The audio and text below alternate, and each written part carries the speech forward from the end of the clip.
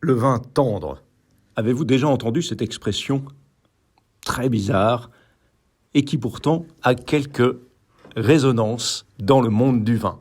Alors, on dit avoir le vin tendre, c'est souvent une manière de dire, comme on peut avoir l'alcool triste, ou avoir le vin tendre, cette expression signifie être ému une fois qu'on a bu.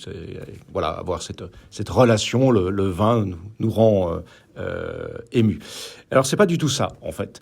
Et si vous cherchez un petit peu sur Internet vin tendre, vous allez entendre parler d'un tas de choses très différentes. Vous allez également entendre parler du vin tendre, une manière de dire, et alors qui pour le coup est très mal à propos parce qu'il y a des choses bien plus précises pour parler de ça. Une manière de dire qu'un vin est souple, peut être gouléant. Voilà, c'est un vocabulaire qui est parfois utilisé, qui à mon sens n'a pas vraiment de sens parce que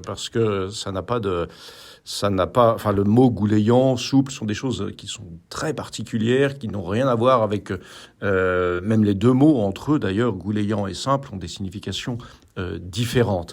Le vin tendre, ça peut aussi parfois, et là ce serait plus juste par rapport à la définition qu'on tend à lui donner, être un vin qui justement n'est pas trop sec, pas trop acide.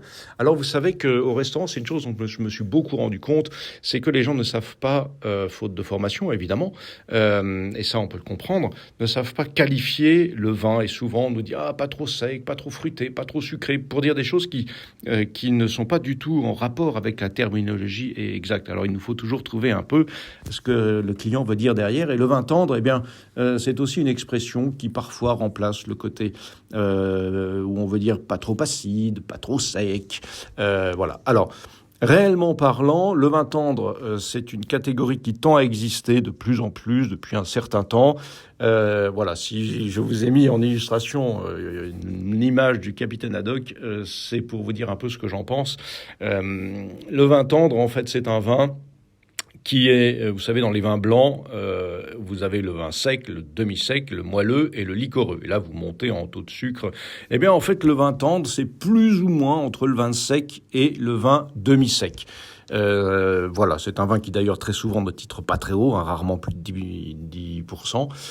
Voilà, c'est cette catégorie que vous pouvez parfois trouver.